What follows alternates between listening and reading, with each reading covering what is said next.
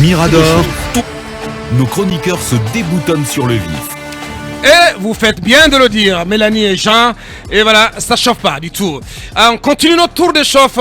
Cette fois-ci, on s'intéresse à la cellule d'Alain Diallo qui s'est exprimée sur le dialogue. Je propose de l'entendre, de le réentendre.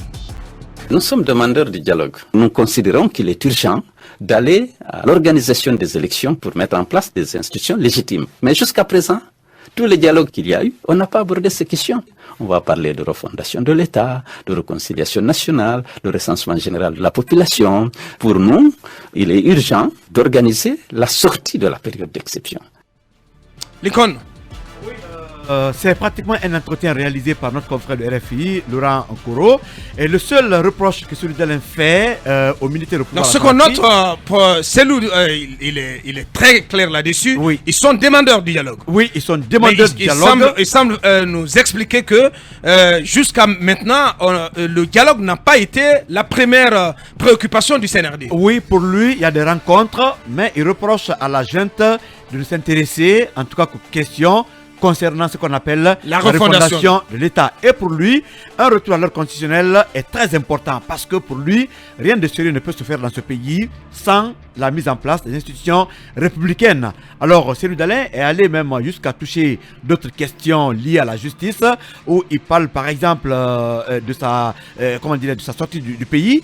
Il dit qu'il n'est pas en exil. Cette fois-ci, il a dit qu'il va retourner en Guinée, mais seulement il n'a pas confiance à la justice guinéenne pour deux raisons.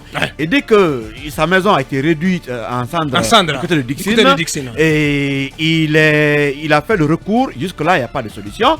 Et en dépit de cela, le cas Air Guinée, tout le monde sait que son département n'y est pour rien, mais pour lui, c'est une sorte d'acharnement. Le département qu'il dirigeait à l'époque. Le ministère des Transports. N'y est pour rien, mais il se sent victime d'un acharnement. Donc, lorsque toutes les questions de droit vont être réglées, ou lorsque la justice sera peut-être indépendante, il va rentrer dans le pays. Il a profité de l'occasion également pour parler du 28 septembre. Il dit qu'il s'estime heureux qu'un procès soit organisé. Mais il y a un problème. Il y a un problème. Selon des rumeurs, que tout sera mis en œuvre pour condamner à la fois les organisateurs, les commanditaires et même ceux qui ont perpétré le crime. Donc un plan politique. Oui, effectivement, pour peut-être écarter, neutraliser les potentiels candidats à la future présidentielle. Mais pour lui, Oulala. Tout cela pourrait être peut-être des rumeurs. Il estime que le procès sera juste et équitable. En tout cas, il insiste et persiste. Il espère. Il espère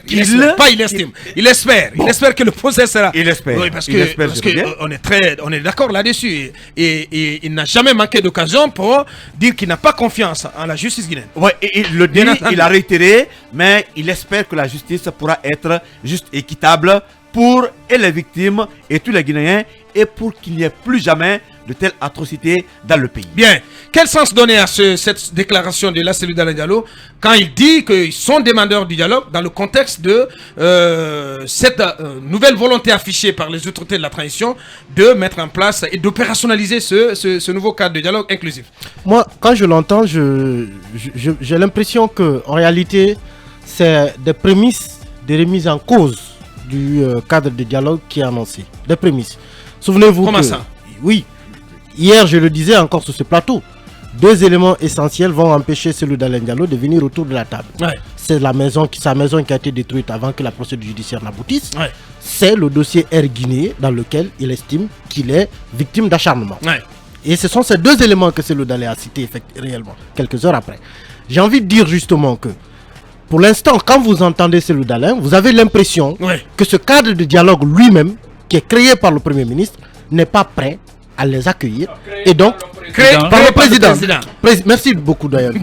Voilà, ce nouveau cadre de dialogue qui sera donc convoqué par le Premier ministre n'a pas les éléments pour lui permettre de venir participer. Pourquoi?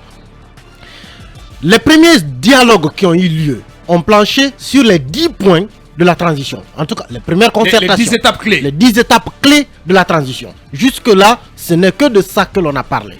Et quand vous écoutez, vous lisez le décret de création du cadre de dialogue inclusif, il y a un article qui précise que les résultats des concertations sont reversés dans ce nouveau cadre de dialogue. Ouais. Ça veut dire que les éléments... Même si le Premier ministre, on en parlait tout à l'heure, lui, il dit toute sa volonté d'amener tous les acteurs nationaux à œuvrer ensemble. Non, attendez quand même, à œuvrer ensemble. Là, je cite, à œuvrer ensemble pour arriver au consensus le plus large sur l'ensemble des questions pendantes.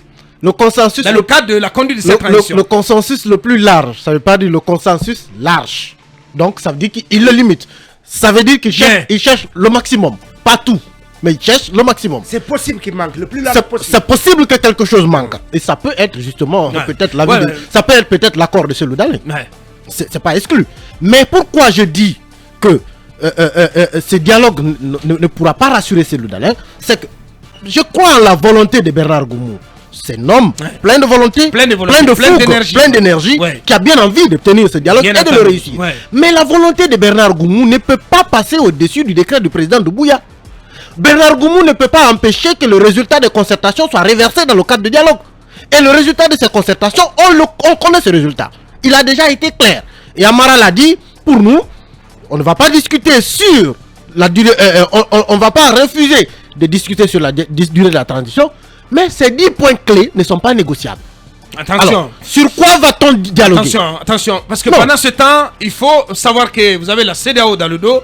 La CEDEAO dont on va parler dans dès le début de la deuxième partie. Il faut qu'on soit obligé de marquer la pause. Manu, je suis obligé de vous interrompre de cette façon. On marque la pause pour nos obligations commerciales. On reviendra pour parler de cette sortie au vitriol du président en exercice de la CEDEAO, le président Omarou Sissoko Ambalo, qui s'est confié à RFI et France 24. Pour lui, pas question d'aller au-delà de 24 mois, en évoquant bien entendu la durée de la transition guinéenne. On revient pour en parler avec tous nos invités qui patientent, qui vont se relayer sur FEM FM. Vous nous suivez sur 95.3 à la baie. Merci de nous avoir choisis.